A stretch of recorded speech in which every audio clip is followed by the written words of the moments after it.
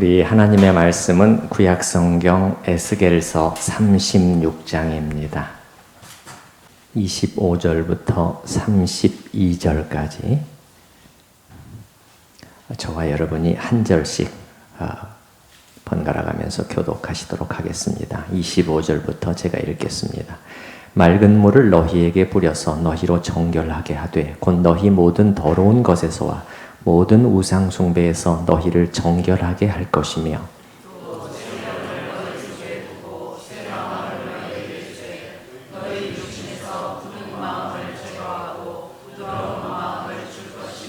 또 내 영을 너희 속에 두어 너희로 내 율례를 행하게 하리니 너희가 내 규례를 지켜 행할지라.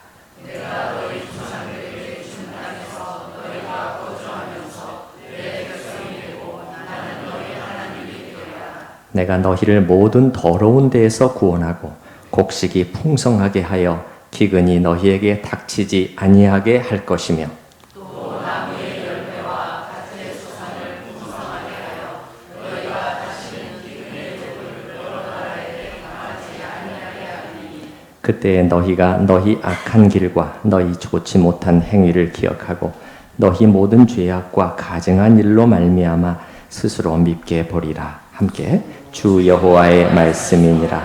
내가 이렇게 행함은 너희를 위함이 아닌 줄을 너희가 알리라. 이스라엘 족속아 너희 행위로 말미암아 부끄러워하고 한탄할지어다. 아멘. 저는 지난주에 설교 누가 주를 십자가에 못 박았는가, 누가 예수를 십자가에 못 박았는가, 이 말씀을 통해서 이 질문에 대한 답을 우리가 어떻게 찾았지요? 우리는 얼른 빌라도, 또 유대 관원들, 군중들, 로마의 군병들을 생각할 수 있겠지만 그것도 틀린 것은 아니지만은 이사야서의 말씀을 보니까 그가 찔리신, 그가 상하신, 그가 채찍에 맞으신, 그가 온갖 곤욕과 수모를 다 겪으신 진짜 이유는 바로 나의 죄 때문이라는 것이 확인이 되었습니다. 그래서 우리 속에서 용광로처럼 솟아오르는 분노와 악의가 예수님을 십자가에 못 박았다. 그런 얘기를 우리는 들어봤습니다. 그렇기 때문에 우리는 누구를 가장 미워해야 할 것인가? 우리는 무엇 때문에 흥분하고, 무엇 때문에 노여하고, 무엇 때문에, 누구 때문에 분노해야 할 것인가? 또 이 질문을 그 다음에 던져봤습니다.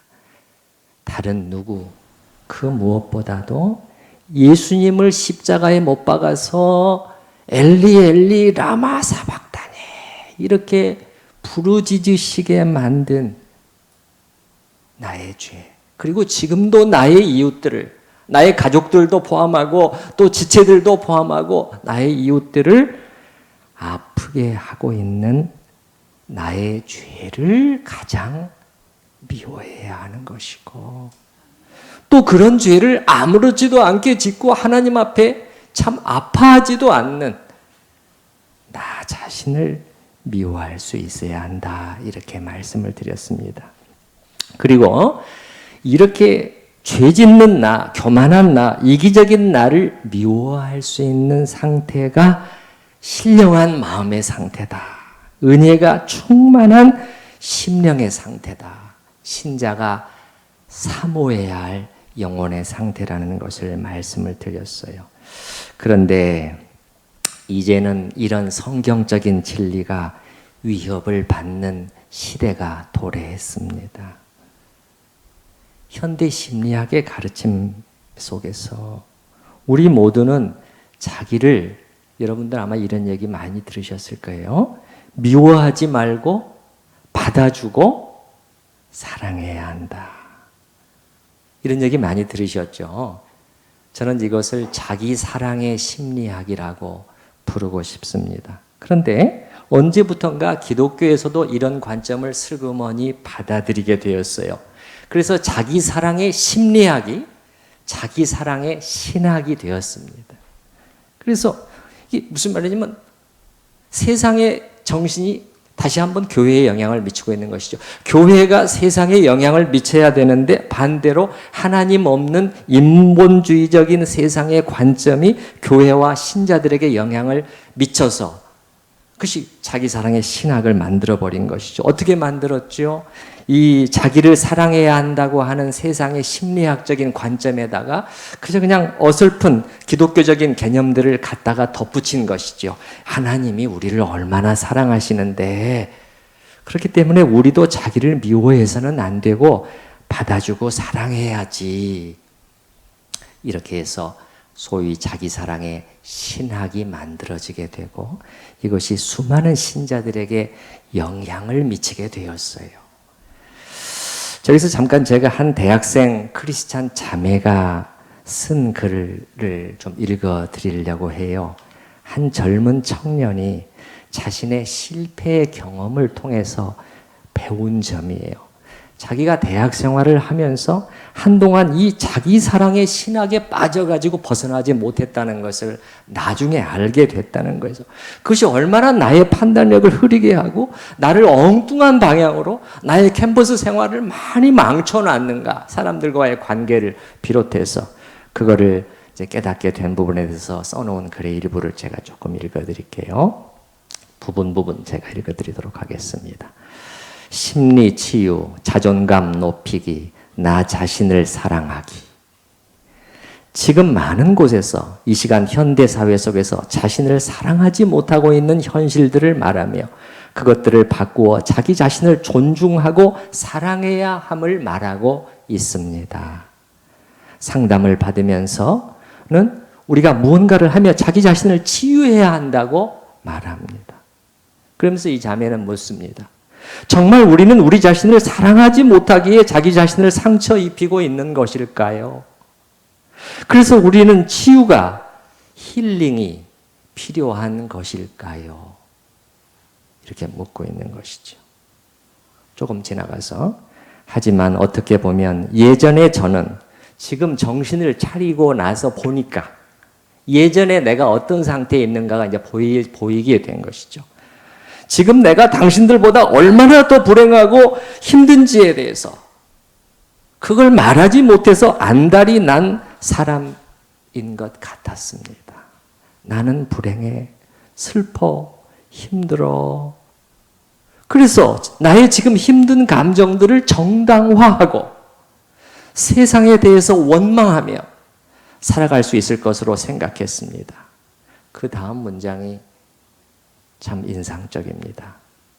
나는 그 상처에 대해서 항상 피해자였으며 말하자면 비련의 여주인공이었습니다.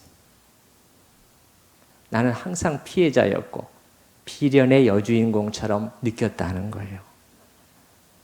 내 상처들 속에서 정작 봐야 할 것보다 그 상처 안에 녹아있는 감정들에 빠져 있어서 나는 살아갈 수 없다고, 나는 행복할 수 없다고, 나는 불행하다고 말하곤 했습니다.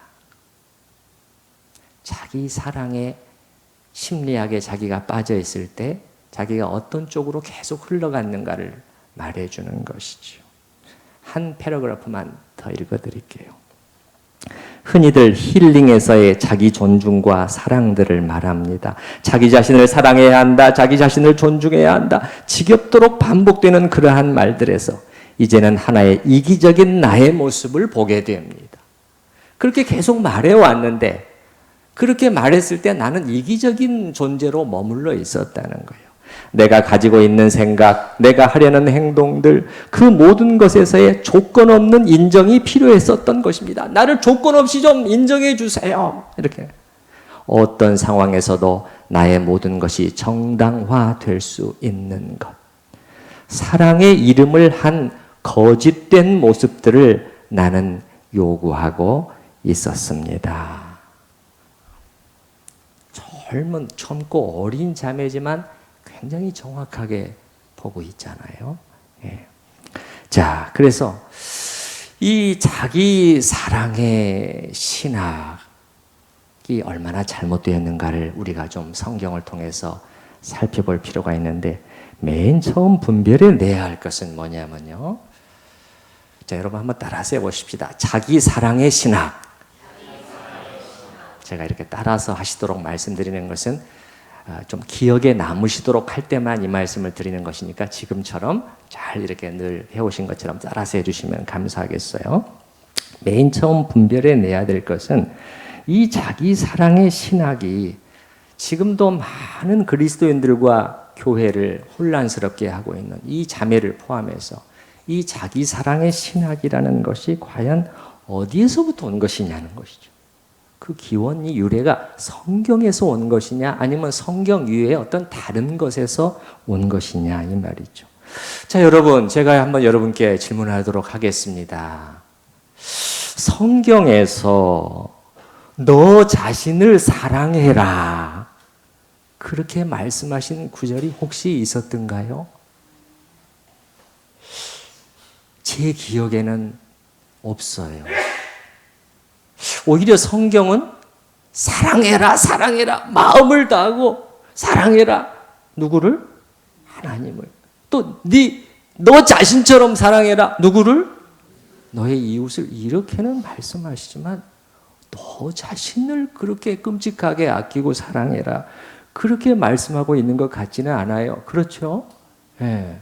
그러니까 우리가 벌써 여기서 이렇게 우리가 성경을 통해서 잘 생각을 해봐야 되는데 아무 생각 없이 그 자매처럼 그냥 참 좋은 말이네. 너 자신을 왜 이렇게 아껴줘야지. 그게 좋았단 말이에요. 예. 그 위로가 됐단 말이에요. 일시적으로는. 그러니까는 그걸 그대로 흡수해 버리니까 이제 점점 자기가 힘들어지게 됐다는 거예요. 오히려 성경은요, 제가 볼 때 자기 사랑이 아니라 오히려 정반대로 자기 부인을 가르치고 있는 것 같습니다. 누가복음 9장 23절 아무든지 나를 따라오려거든 자기를 뭐하고? 부인하고. 주님께서 아무든지 나를 따라오려거든 이 말은요 특별한 사람들에게 말하는 것이 아니에요. 아무든지잖아요. 아무든지.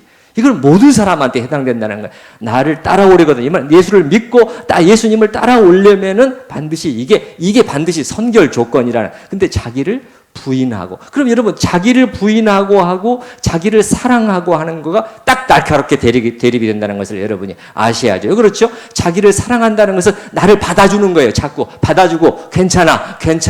그게 자기를 사랑하고 받아주는 거예요. 그게 아니고 자기를 부인하고 이 말은 받아주지 말라는 거예요. 하나님 말씀은 받아주지 말라는 것입니다.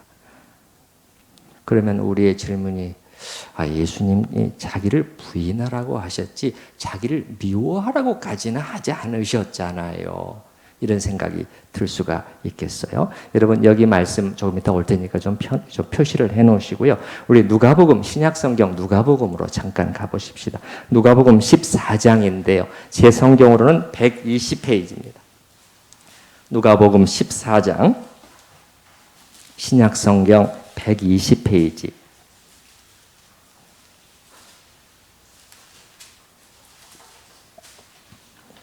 누가복음 14장. 여기에서는 예수님께서 미워한다는 표현까지도 전에 누가복음 9장에서는 자기를 부인하지 아니하면 이렇게 했는데 여기서는 미워한다는 비슷한 표현을 하시면서 그 표현이 미워한다는 걸로 바뀌어 있어요. 여러분 26절 14장 26절 말씀 같이 읽어보십시다.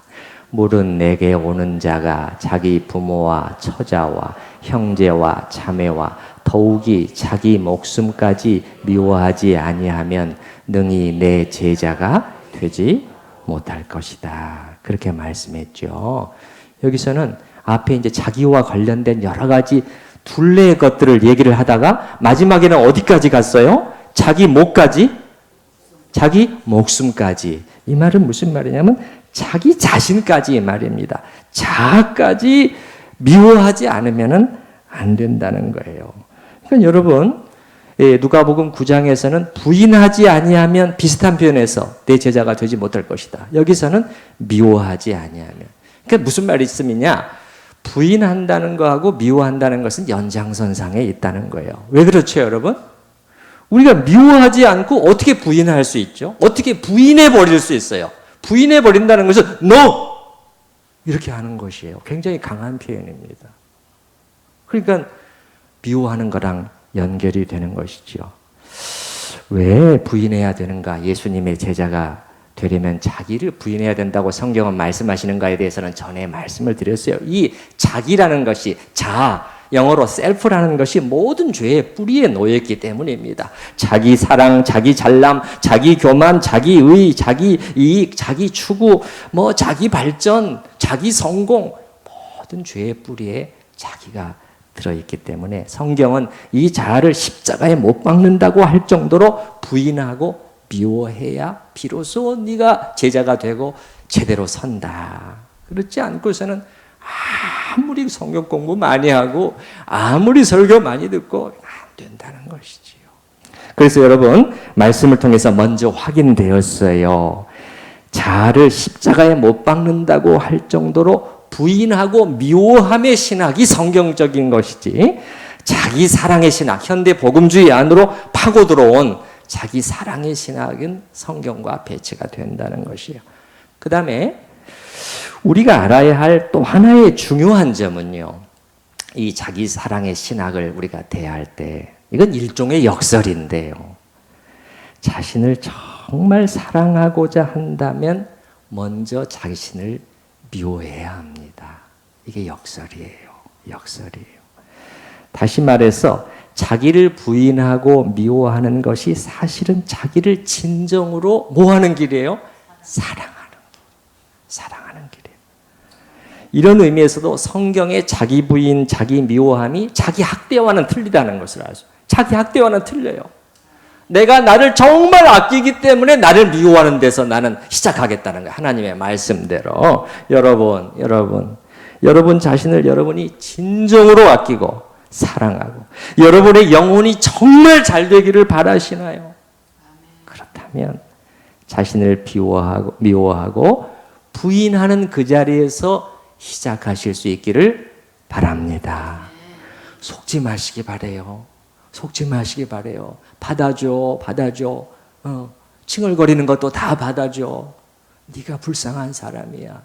너는 세상에서 불평과 불만을 제기할 수 있는 최고의 피해자야. 속으면 안 됩니다, 여러분. 속으면 안 돼요.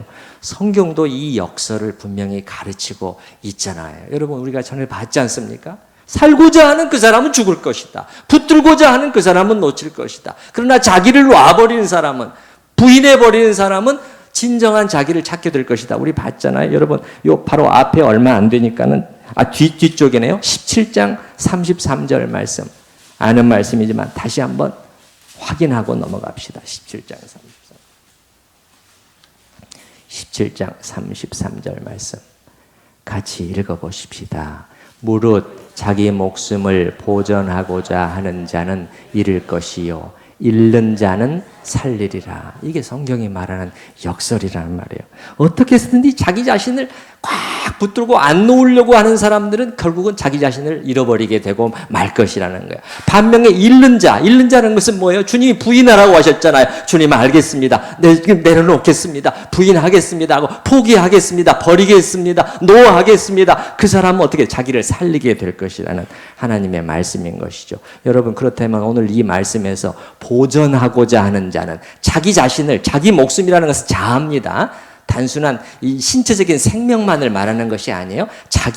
이 자기를 보전한다는 것은 오늘 우리가 말하고 있는 용어로 말하면 자기 자신을 자꾸 보전하려고 한다는 것은 어떻게 한다는 것이에요? 여러분, 잘 달래서 살리려고 자꾸 한다는 거예요. 응석을 받아주고 우쭈쭈 해주고 이렇게 자꾸 한다는 거예요. 자기 속에서 막 불평과 나는 피해자야, 불행해, 막 모든 사람을 향해서 막 이렇게 원망과 불평과 그 서운함이 커지고 있을 때 이 보전한다는 거, 자기 자신을 자꾸 보전한다는 거야. 달래주는 거죠. 반대로 잃는 자는 뭐예요? 잃는 자는 뭐예요? 그 아니라 반대라는 거, 안 받아준다는 거야. 미워하고 너 무슨 소리야? 그렇게 하면서 자아를 십자가에 못 박아 죽이는 자. 그 자는 어떻게 된다는 거야? 살리게 될 것이라는 거예요. 그래서 여러분, 만약에 어떤 우리의 이러한 관점에 대해서 반대하는 사람들이 말이죠, 우리에게 항변하기를, 아니 여보시오, 자기를 사랑해야지. 응? 사랑하지 않고 자기를 미워하라고 하면 어떡합니까? 이렇게 항변을 해온다면 우리가 답을 해줄 수 있다는 거예요. 어떻게 해줄 수 있어요? 이보시오, 이보시오. 하나님을 거슬러 자꾸 죄를 향하는 자기를 미워하는 것이 진정한 자기 사랑의 길, 자기를 살리는 길이라 합니다. 이렇게 우리는 말해줄 수 있어야 하겠습니다. 자, 이제 우리 에스겔서 본문으로 돌아가 보십시다. 에스겔서 본문. 이게 신약에서만 이런 표현이 나온 것이 아니라 제가 성경을 보니까 구약에서도 이 주님 말씀은 너무나 분명해요. 자기를 사랑해라. 그것이 아니라 자기를 오히려 미워하는 것이 하나님과의 관계 회복의 아주 핵심이라는 것을 말해주고 있더라고요. 에스겔서 여러분 36장 31절 말씀이요. 36장 31절. 우리 그 말씀 한번 다 같이 읽어보십시다. 그때 너희가 너희 악한 길과 너희 좋지 못한 행위를 기억하고 너희 모든 죄악과 가증한 일로 말미암아 스스로 밉게 보리라. 그러면 그때 이렇게 했네요. 그때에는 너희가 지금은 정신을 못 차리고 너희가 지금 이런 못하고 있지만은 그때 너희가 하나님과의 관계에서 제정신이 들게 되면은 그때는 이렇게 될 것이라는 거예요. 그때는. 그러면 그때는 이제 뭐가 어떻게 되느냐? 그때는 너희가 너희 악한 길과 너희 좋지 못한 행위, 너희 모든 죄와 허물을 어떻게 기억한다는 것은 생각이 난다는 거예요. 생각이 난다는 거예요.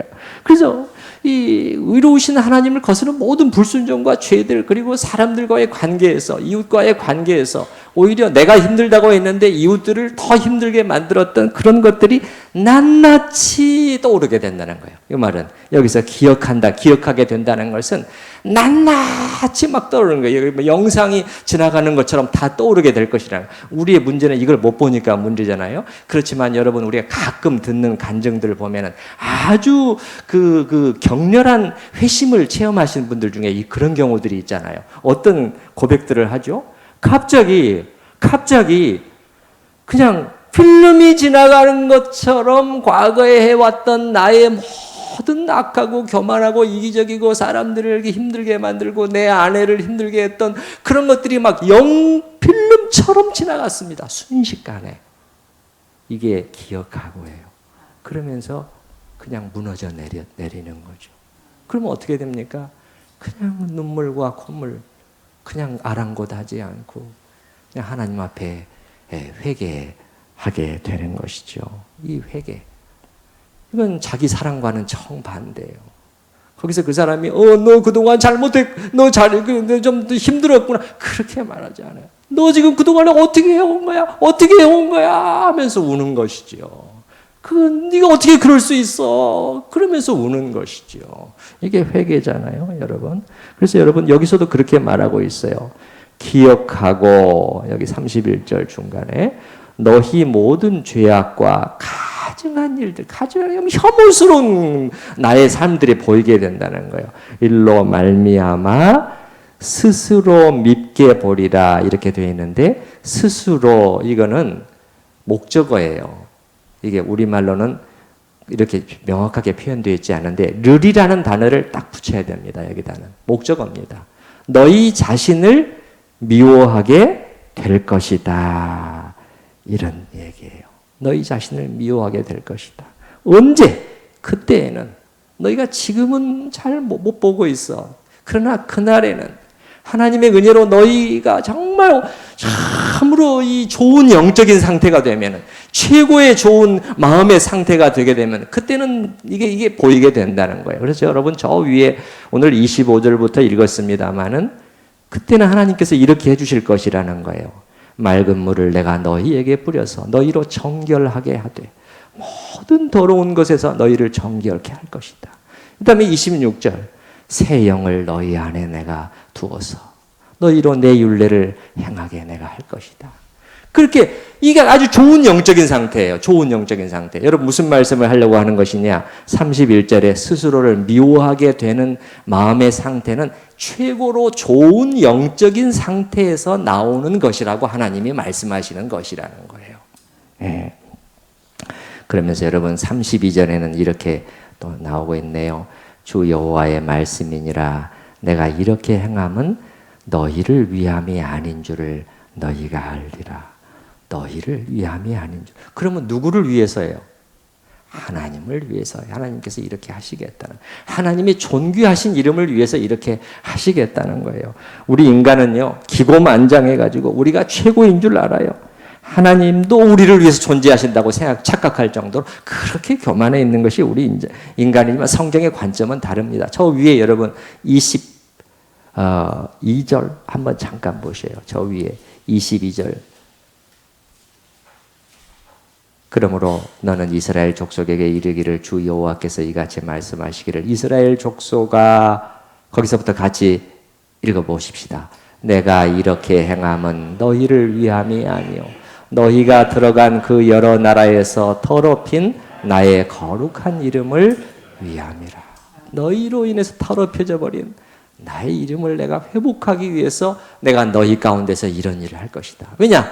너희 눈을 밝혀줄 때, 너희가 스스로를 미워 회개하면서 다시 돌아오게 될 때 하나님의 거룩한 이름이 여러 사람들 앞에서 다시 한번 높아지시게 될 것이라는 것이죠. 여러분 32절 저 뒤에 하반절 참 보셔요. 이스라엘 족속아, 32절 이스라엘 족속아 너희 행위로 말미암아 뭐하고 뭐할지어다 부끄러워하고 한탄할지어다. 탄식이 개탄해야 된다는 개탄. 이건 미워할지어다의 또 다른 표현이죠. 그러니까 무슨 말이죠? 이 말씀은요. 은혜 받았다고 그냥 좋아할 것만이 아니라 너희가 얼마나 하나님을 반역하고 그분의 마음을 아프시게 했는지 그것을 잊어서는 안 된다는 거예요. 우리가 지금 저 지난주하고 오늘 표현하는 그 용어로 표현하면 어떻게 되겠어요? 용서받았다고 해서 그냥 좋아만 할 것이 아니라 내가 내 자신에게 스스로에게 자꾸 상기시켜야 된다는 거예요. 뭐를 상기시켜야 된다? 네가 주 예수님을 십자가에 못 박은 그것을 잊지 말아라. 스스로 부끄러워하고 개탄해야 된다는 것입니다. 여러분, 이 에스겔서 오늘 우리가 읽은 오늘 본문의 이러한 표현들은요. 앞쪽에서도 또 나와요. 에스겔서 20장에도 또 나옵니다. 성경이 반복을 한다는 것은 무슨 의미죠? 중요하다는 것이에요. 중요하다는 것입니다. 그 말씀도 잠깐만 보십시다. 그거는 길게 보실 필요는 없고 앞에 20장인데요. 제 성경으로는 1179페이지입니다. 앞에 20장 42절 말씀 한번 보십시오. 42절. 43절로 가죠. 43. 에스겔서 20장 43절.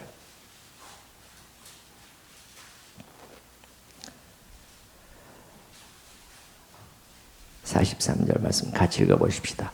거기에서 너희의 길과 스스로 더럽힌 모든 행위를 기억하고 이미 행한 모든 악으로 말미암아 스스로 미워하리라. 또 나오죠, 여러분. 기억하고 낱낱이 떠오르면서 너희 자신을 미워하게 될 것이다.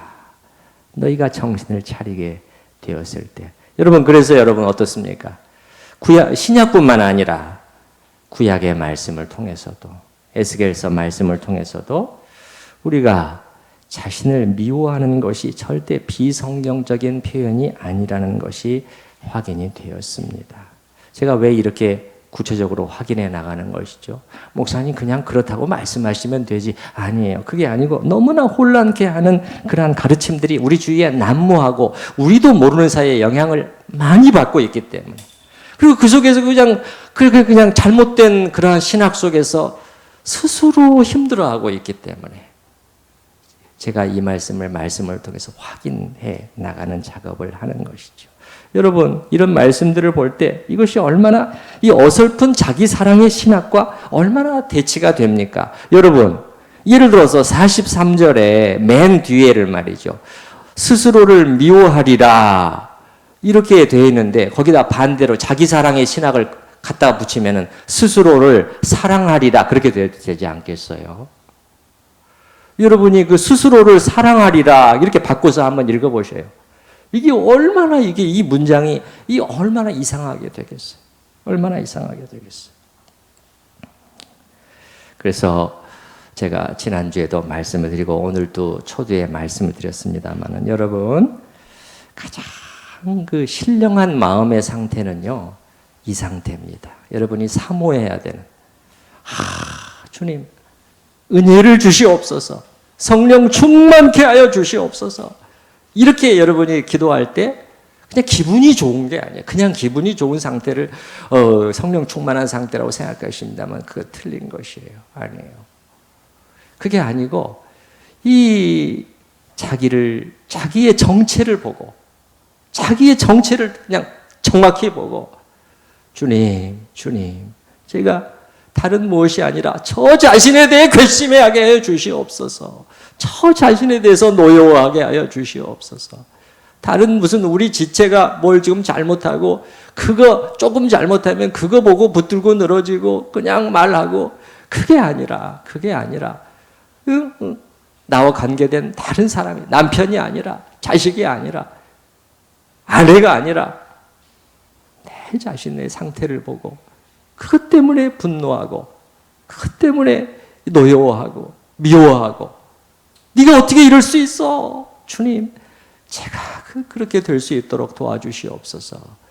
이렇게 우리가 기도해야 하겠고 또 기도할 뿐만 아니라 한 발짝 믿음의 순종을 시작해야 하겠지요. 믿음의 순종을. 그럴 때 우리는 무엇을 경험하게 되죠? 저 속에서 알 수 없는 깊은 평안과 어떤 희열 같은 것이 솟아오름을 느낄 수가 있게 될 거예요. 여러분 진짜냐고요? 좀 해보시기 바랍니다. 해보시기 바랍니다. 마음 상태가 틀려요. 다른 사람들의 문제점 때문에 힘들어했는데 그게 아니잖아. 너 하나님 말씀 이렇게 말씀하시잖아. 이렇게 하고 하나님과 이웃에 대해서 정말 자기중심적으로 교만과 무례함과 이기적으로 행해온 자기 자신을 보고 이것 때문에 괘씸해야 하고 이것을 미워할 수 있게 그 마음 상태로 의도적으로 바꿔야 돼요. 그렇게 할 때 성령께서 도우시는 거예요.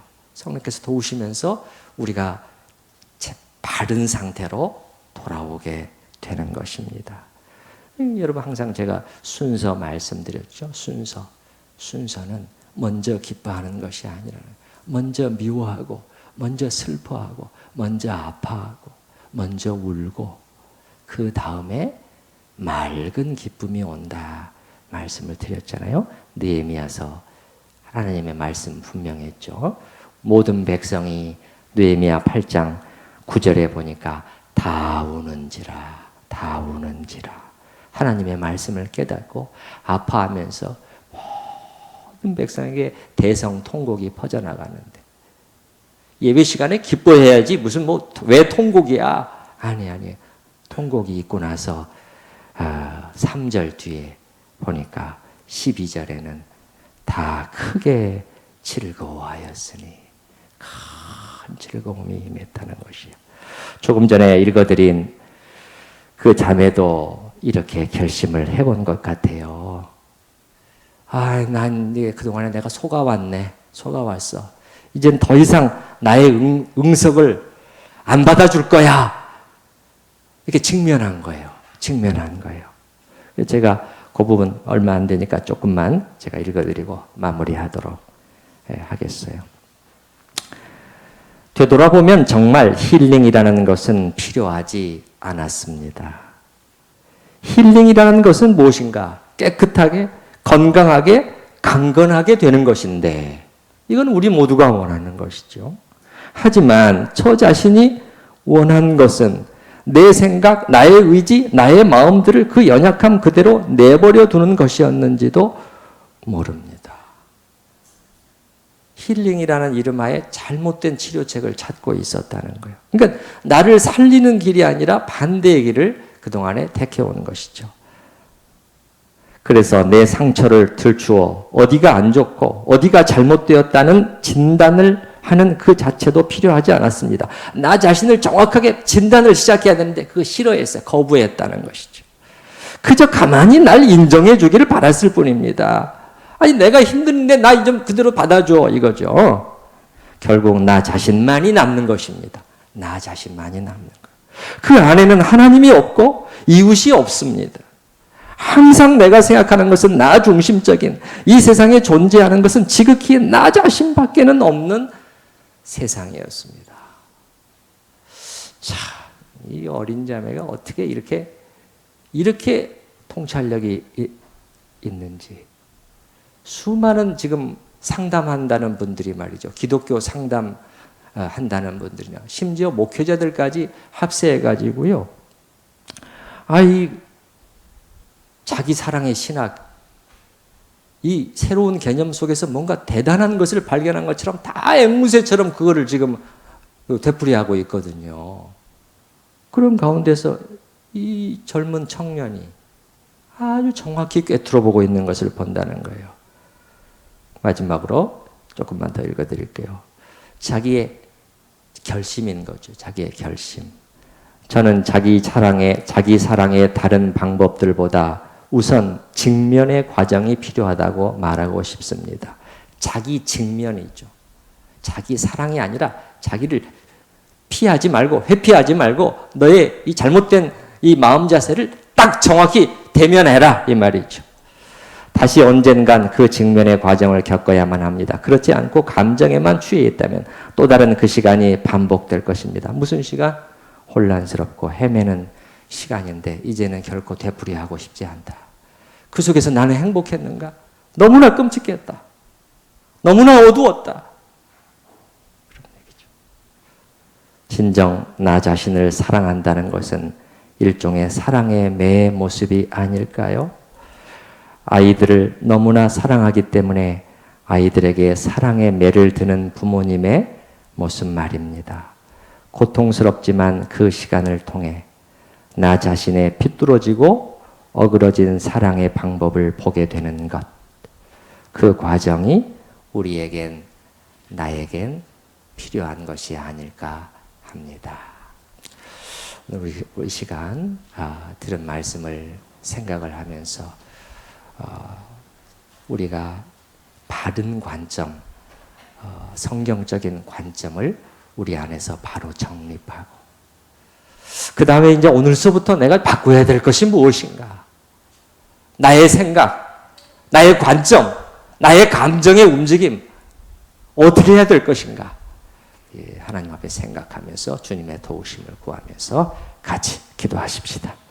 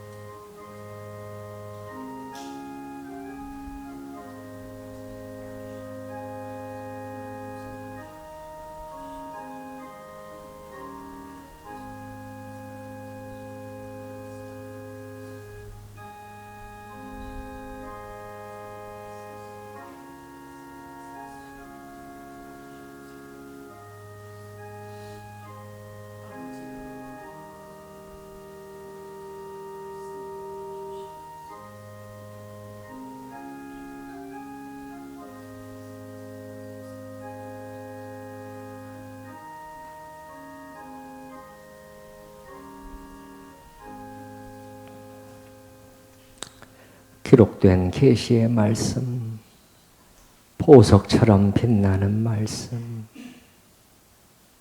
하늘로부터 오는 생명의 말씀 주시니 주님 감사합니다.